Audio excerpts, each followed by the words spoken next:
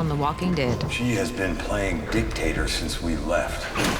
I'm calling the shots because that's how everyone voted. As for me killing you, it's always on my mind. We are auditors for the Commonwealth. You are under level 1 assessment. Let's go, let's go! Oh, Mira. Yumiko. I have to stay.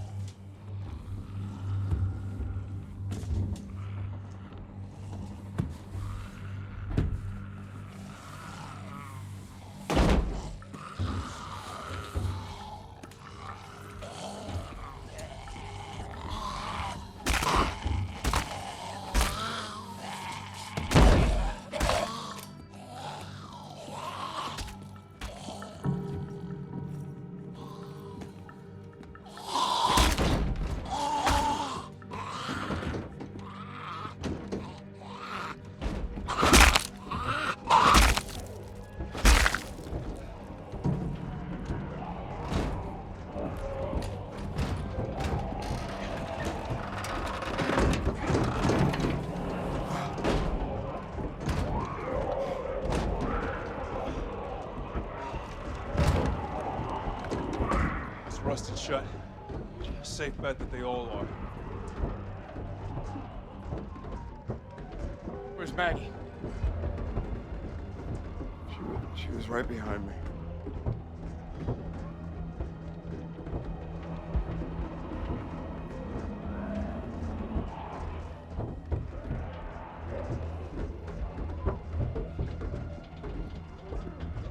Somebody boost me up. You go up there, you're dead. She'd be pissed if you tried. She'd want us to keep moving forward. All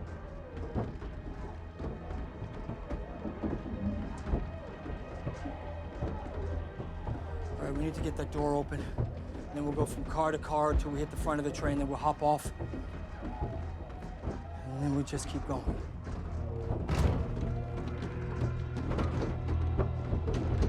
Look out, guys.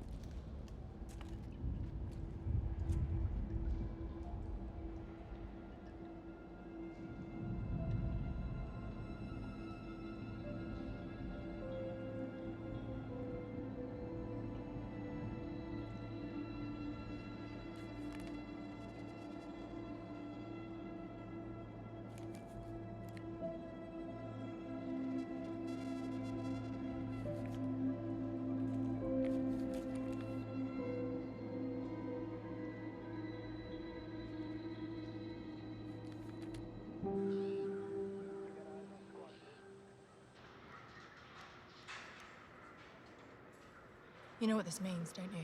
The photo board.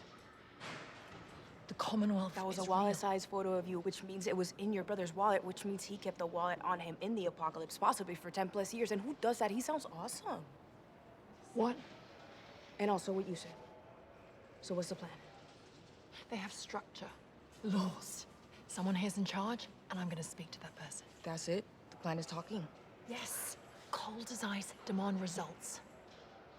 What? Nothing. It's just...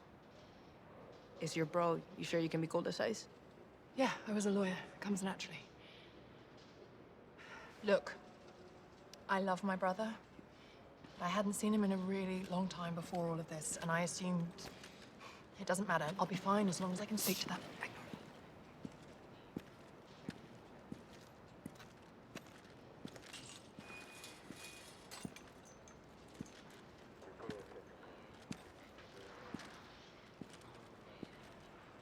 That was her from last night. Did you see how she was looking at us? She knows. Fine. No one knows we tried to leave, or believe me, we'd be beholden to them. Ezekiel's gone. In anticipation of your next question, I looked everywhere, asked around. No one's saying anything. Someone took him. Someone knows what we did, and he's just the first domino to fall. In anticipation of your follow-up query, I don't know how I know. I only know that I'm freaking out.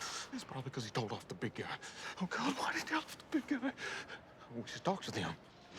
We should talk to them. We should come clean about who we are, where we're really from. Eugene, for the last time, do not talk to their law enforcement, or if you find yourself in a situation where you have to, you stick to the story. Well, what do we do? Wait, what? Be cool. Ice, ice. You got one of our people? What have you done with him? I demand to know where he's been taken. Calm down.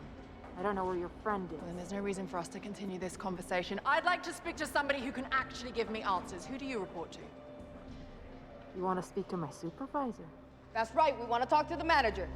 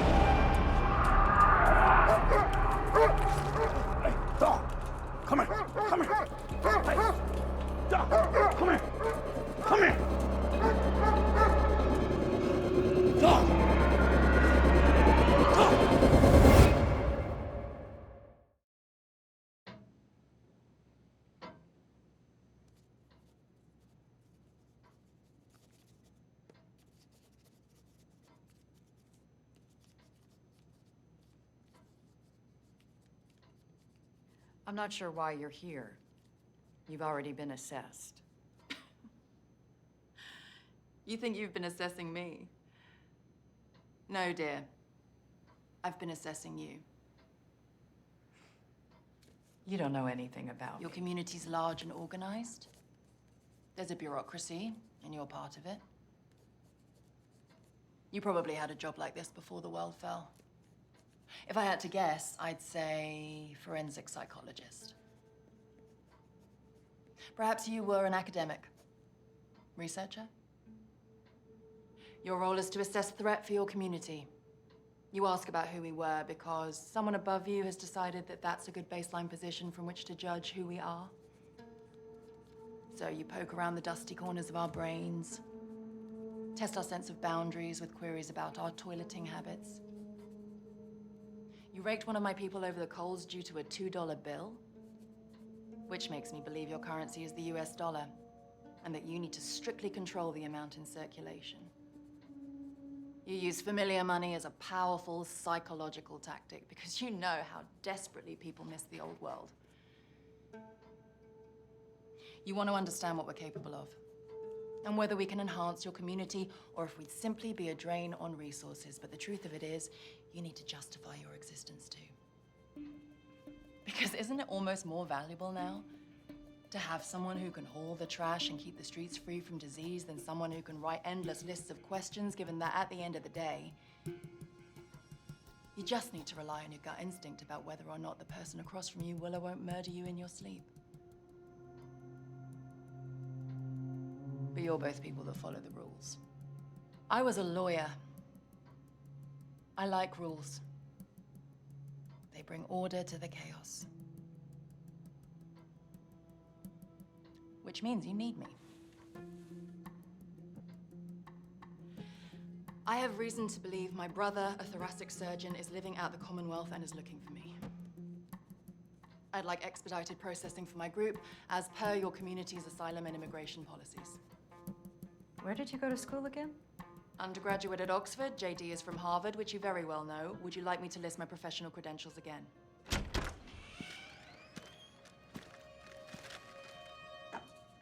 Coffee?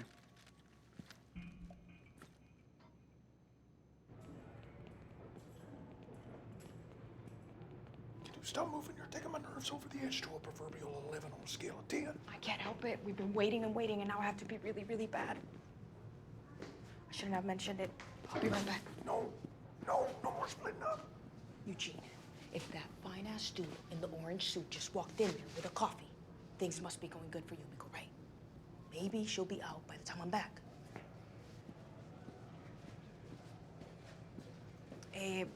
Vázquez, ¿verdad? A tu servicio. ¿Tú crees que hay alguna manera que yo pueda ir afuera y usar el hoyo donde usted hace que la gente orine? ¿Y por qué no usas el baño? ¿Cómo con baño? ¿Hay un baño? En el pasillo. A la derecha. ¿Y sirve? Do you have toilet paper? Well, shit. I'm excited.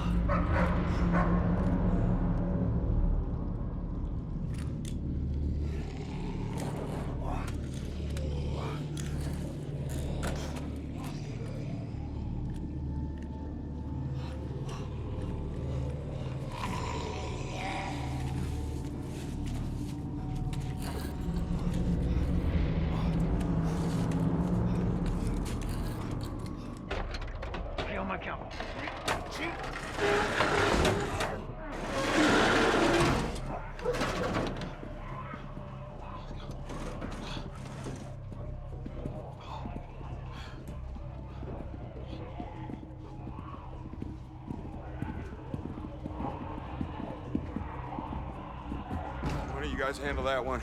You get tired out, take over.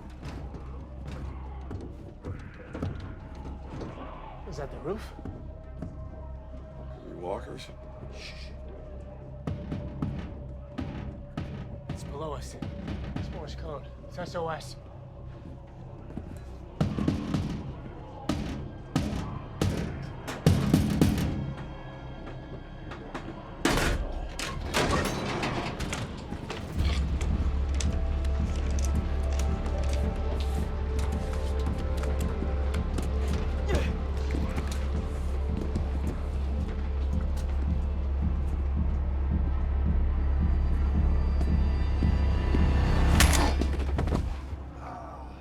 I slipped. He saw, and he left me to die. Okay. So what? You're just admitting it? You tried to kill her. No. She was in trouble and I didn't help. There is a big difference. Okay, so who's gonna help you now? Who in here's got your back? Yeah, you don't need fingers to count that number. She was just talking about murdering me. Sooner rather than later. And yet somehow, I'm the big ol' asshole because I didn't risk my nuts for her. I have been a golden goddamn asset for every single one of you. And a burning hilltop, that helped, huh? I killed Alpha. All right, so yeah, I was helpful. Because if I hadn't done that, every person you know, their skull would be on a spike. I did what needed to be done. All right, I am trying. Yeah, okay, I'm not buying a word of it. Same. Nod, and it happens. We can get through the city without him. Help! Help me, help! Later. Help! Help! Gage? What happened? We got lost in the tunnels. Walkers are everywhere. They might have gotten How'd he more. get in there? I got a door open on the far end. Did you close it? Gage? Hey, this one seems a bit looser. Sasquatch, give me a hand. We open that, they'll all get in. He's right there! I know he is. To hell with you. Alden? Come on. Are you insane? Move! Move! Maggie? Maggie! Open the door! Look, I'm sorry, okay? I'm sorry. I made a mistake and I'm sorry, but I want another chance. Okay, I won't do it again. I won't do it again. I'll be better, please. I promise. Please. Maggie, listen to me. We have time. We can get that door open. Maggie! Maggie! We don't have the ammo to clear them.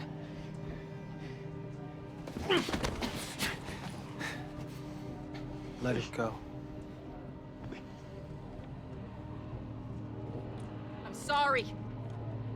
I can't.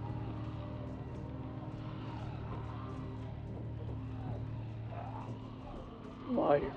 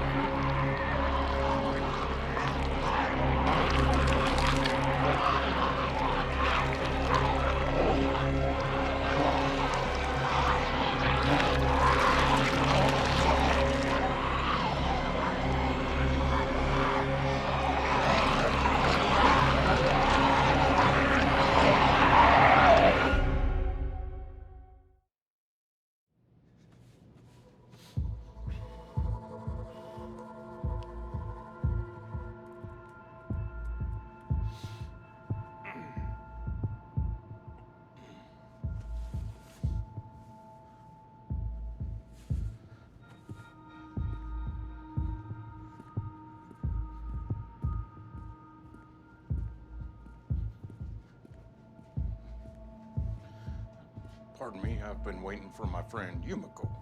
She's in that room right there. I was wondering if you might be able to provide or procure for me an ETA for when she might be done. No one's in there. But I watched my friend walk in there with the two questioners, and I haven't seen her or them walk out. If you could just check. No one is in there, sir. My other friend went to use the ladies' room. What friend? I need you to leave. Now.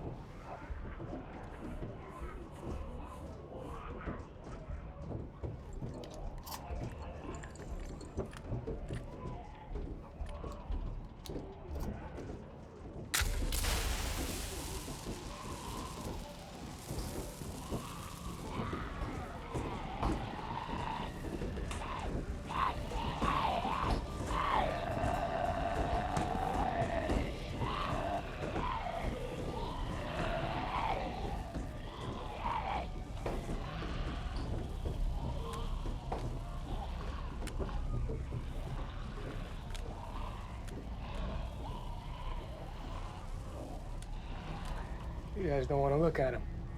Why? Why won't you look at him? All that is the shell of a man who died a coward. It's a hot take, Father. He was scared. He didn't deserve to die like that.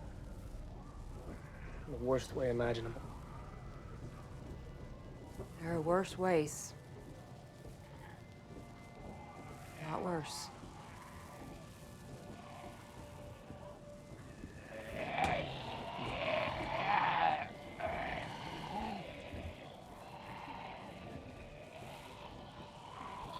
Before I found Elijah and his people, Herschel and I were alone for a long time. One day we came across this frail old man just kneeling by a turned-over grocery cart. It was full of scavenged clothes he said were for his sons and daughters, and could we help him haul the cart back home? And he said he'd give us food for our trouble. I knew that he was a liar. But I was starving. And soon Herschel would be. So we followed him back to his house. And I held a knife to his throat and reached in his pocket. And I pulled out the chloroform rag he was going to use on me. Stuffed it in his mouth. And then we went inside the house. And I locked my little boy in a room. And I went and searched the house.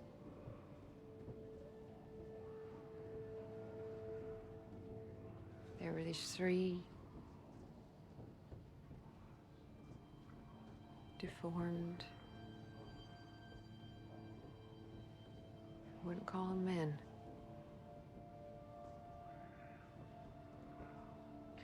They came after me, but I handled them. And then the house was quiet, except for this thudding sound that was coming from upstairs in the attic. And I thought maybe they had people tied up there that were trying to get free. So I walked to a door at the end of this hallway. And I opened it and I looked up, and there's a set of stairs.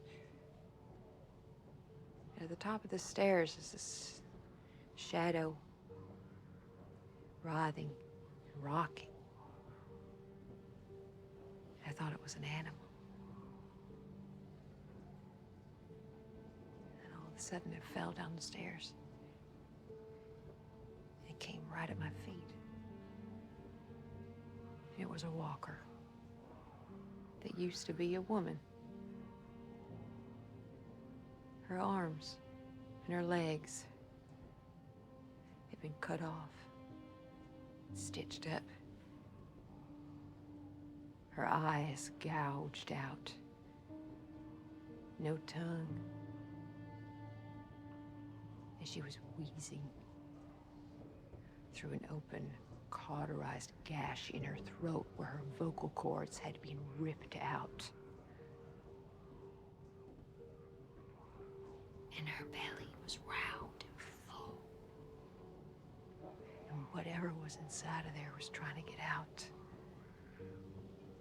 And I went upstairs and there were 3 more just like her. But their hearts were still beating. And do you know the first thing I thought? The very first thing that crossed my mind? If they're alive, there must be food here. So I took care of them. And then I found the food. Lots of it. And Herschel and I filled the cart with it. And we left.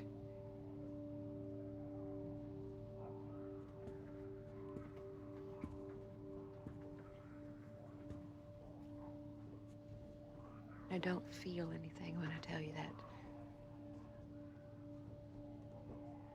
you understand me? Because that is what's out there. And seeing it, I lost something. And I don't think it's a bad thing that it did. Because it has made things so much clearer. What we have in Alexandria. What we had in Hilltop. And in Meridian. It's rare. It has to be. Compared to everything that's out there. Because if it isn't, It means we were lucky. It means that nobody has it figured out. Nobody ever did. And nobody ever will.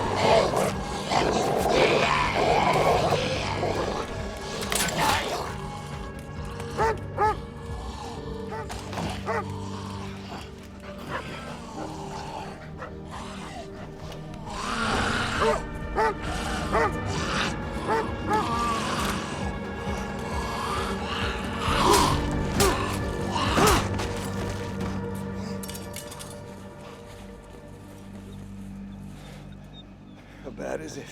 It ain't good. You went topside? Yeah. Bad idea. I lost Gage. Where's the ammo bag? Where's the ammo bag? I lost that too.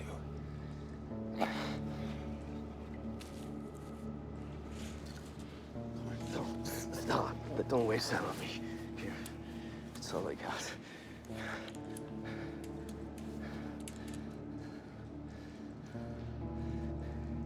Tell my kids I didn't die a coward.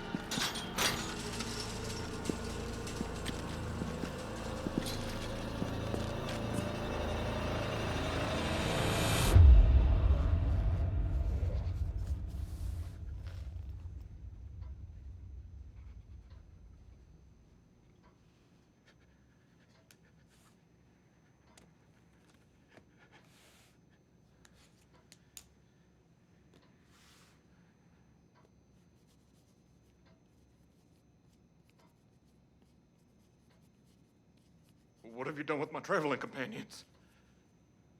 They're being processed. Processed? As in, administratively? Processed as in bologna or other meat stuffs? This inquiring mind needs to know. I want to see them. You like feeling nervous? No. Only one thing gets my heart up. When I'm out there, battling the dead, the magenta swarm. It's just pumping. Every time. But not in a bad way.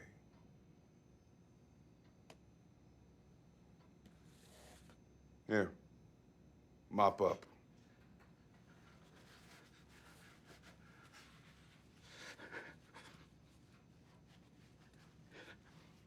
I think that... You can't lie for shit. So don't lie. Okay, I wasn't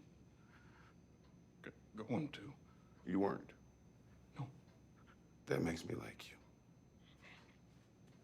you. Keep doing that, it'll help you. If you don't, you get me. Use your words. Yes? Yes, sir. Good. Now, I know you're holding back. You know you're holding back.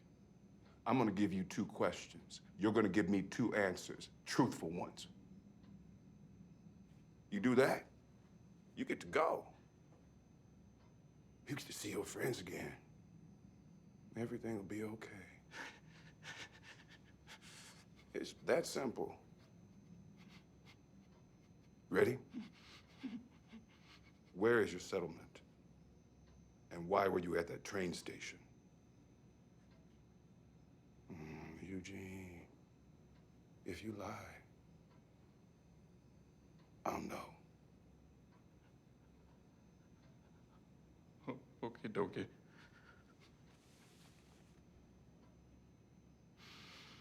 You're right. I have been holding something back. Frankly, I wanted to speak up before this, but I was afraid of what my friends would think. I haven't always been the most emotional fella, but my 10,000 plus hours of death, loss, and fear have opened me up a little bit. In the course of our travels, I found this radio. Night after night, I would speak into the void, holding on to a what if. As fools are wont to do, and I'm nothing if not a fool.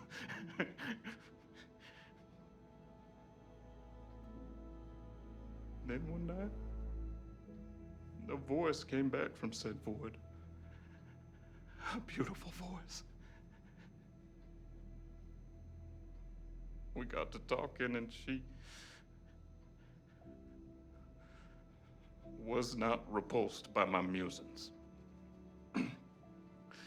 We spoke of train museums and ice cream cones, and we laughed. We sang Iron Maiden. And we wanted to meet. So I got my friends to go to that train yard under the guise of asking whoever showed up for help for us 3, because I knew they wouldn't go otherwise. But all I was thinking about was Stephanie.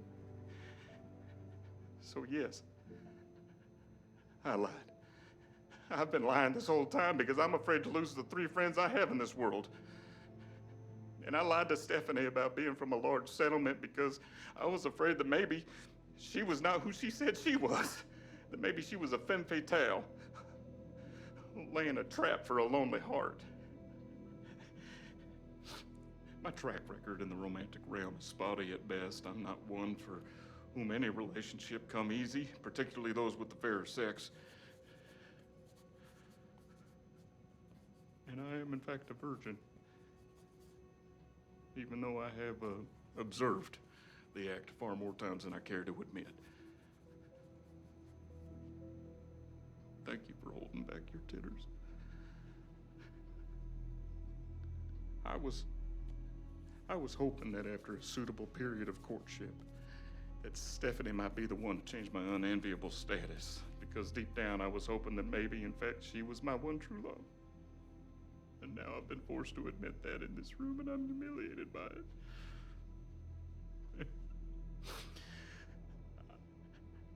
I'm afraid that if Stephanie finds out that I wasn't honest with her either, that she might want to have nothing to do with me anymore. So here I am, very relieved to get that off my chest. Because everything else I've said up to this point has been a goddamn truth.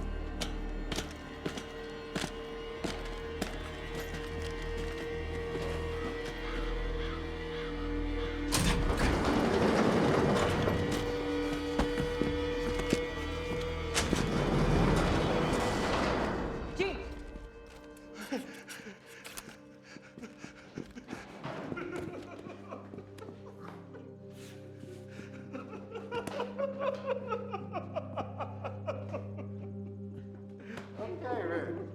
Let it out. I thought, where'd they take you?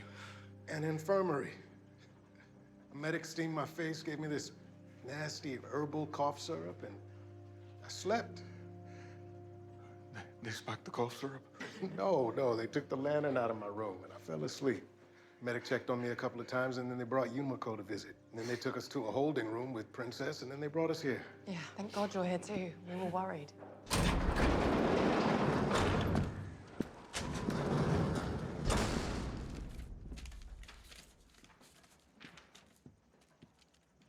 Pursuant to Section 114A of the new Articles of Perpetual Union, in deference to traditions established by Article 1, Section 8 of the Legacy Constitution, and Article 14 of the Legacy UDHR, you have successfully completed initial processing and consideration for asylum and citizenship in these United Townships.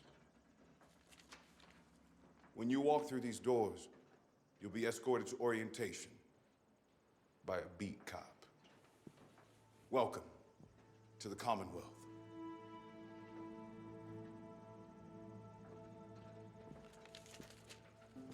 I went to West Point, asshole.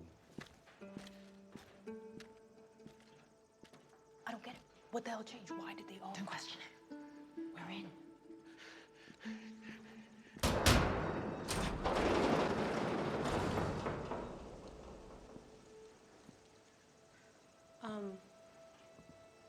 Which one of you is Eugene? Hi. I'm Stephanie.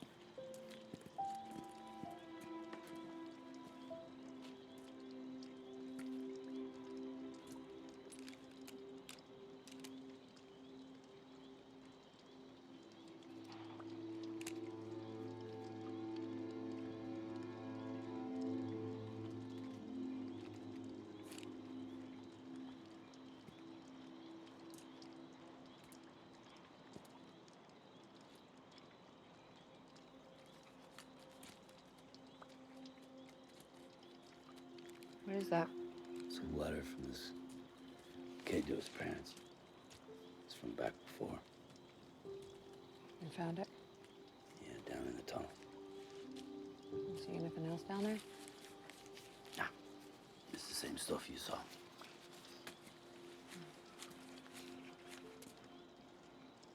We heading out? We need to take a detour first. Arbor Hills. What's there? Hidden supply depot. Georgie set him up all over in case we ran into any trouble when we were out looking for survivors. Has ammo, food, weapons. Rest up there, restock, and then head to Meridian. Radio tower marks that neighborhood. You know where that is? Yeah. Come on. Come on, boy.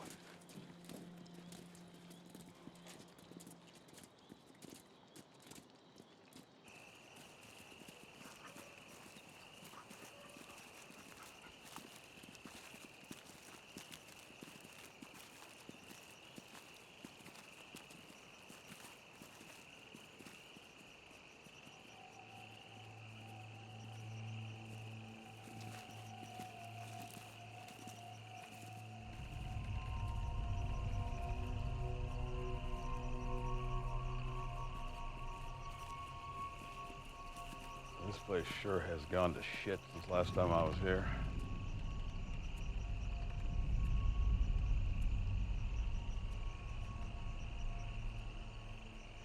Let's double back.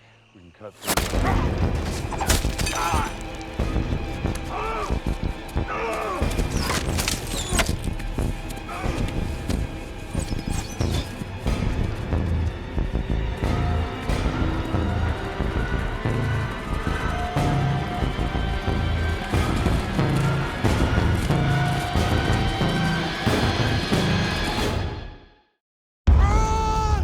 You tried to kill my friends. Don't be scared. I'm not. Things change. We need to rethink your plan. The plan doesn't change. We need that food. Walls are about to fail. Well, if we don't get those horses, we're all gonna starve to death. I thought you were a man of God. God isn't here anymore.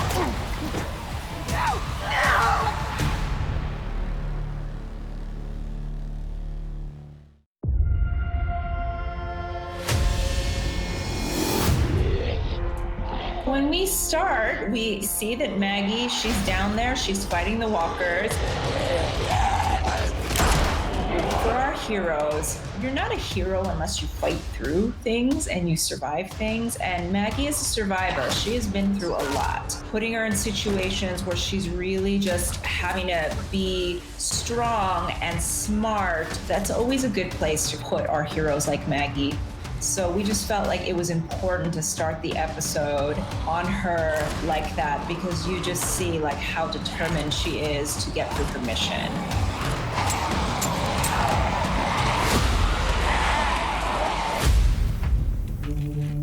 Daryl, in a lot of ways, is in this very atmospheric part of the story, but it's all important to kind of remind us of stakes and what's out there in the world. And we like this idea of showing this mural. We wanted to touch on these themes of high and low class, which go throughout the season. At the top of the mural, you'll see this family wearing crowns, and then Daryl scans his flashlight down, and you see it's the same family, and they're still wearing the crowns, but they're now homeless, and they're looking for food.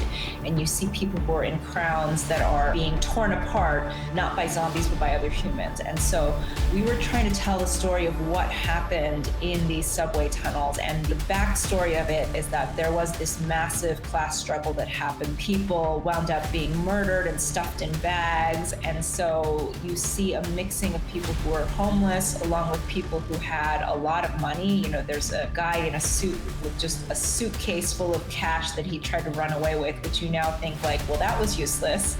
And then you even see a different context for money because he finds this bag of things left behind by children who were forced to be almost adults in their own right. And you see something that was a bill that became just notepaper for this child to leave a message to parents, and clearly they never found each other.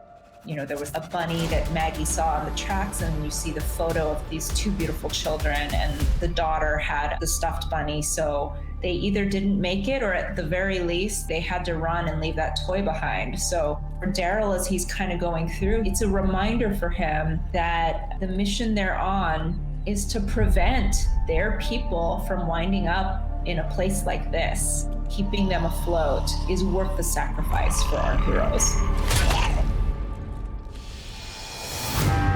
Some of the things that we love about Princess is that she is just this bright, shining light in the middle of this dark world. She is authentically who she is. She's been through so much trauma, but is looking to connect with people. You know, we're playing this character as having ADHD, and we've tried to kind of be true to some of the mental health struggles that sometimes accompany that, because you just think in a different way.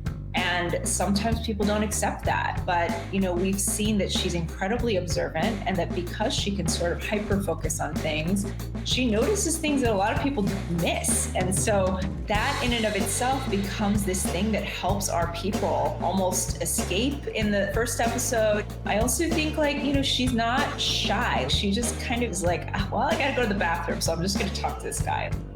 Do you have toilet paper? I'm excited. The fact that she is somebody that is not afraid to try to connect with people is something that's going to take her really, really far at the end of the day. You want to speak to my supervisor? That's right, we want to talk to the manager. When Maggie comes back in the train car and just says, I slipped and he saw me do it and he left me to die, and he's like, Okay, so what?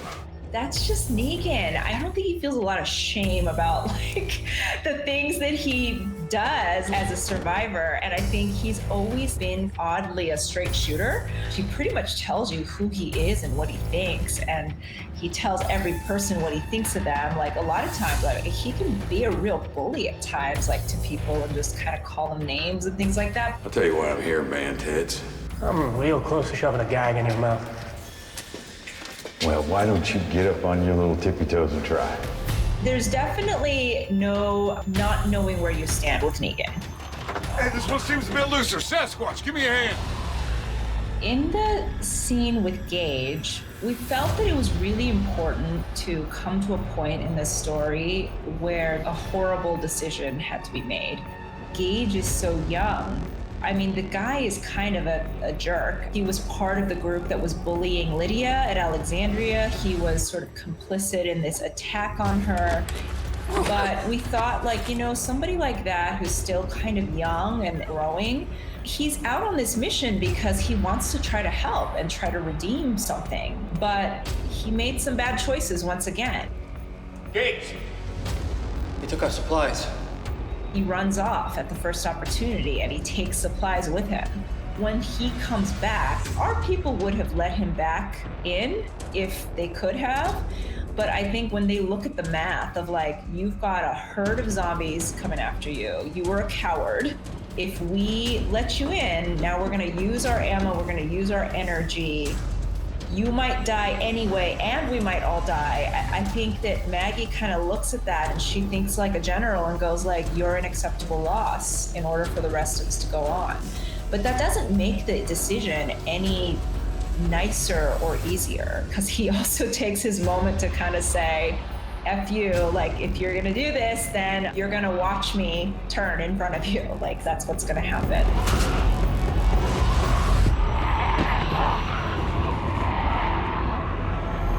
An important moment in the arc between Maggie and Negan is there's this moment where they feel like they're just in real trouble and maybe they're all gonna die, and Maggie hands Negan a gun that she has on her.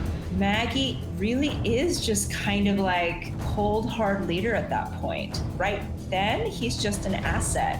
The mission has become more important than any one individual or any one dynamic that exists between them. And that is true even for her. And so when he gives it back, maybe there is at least this tiny, tiny bit of trust that has passed back and forth between them. And that's going to just be part of the shifting sands that they're on as they're going through this mission together.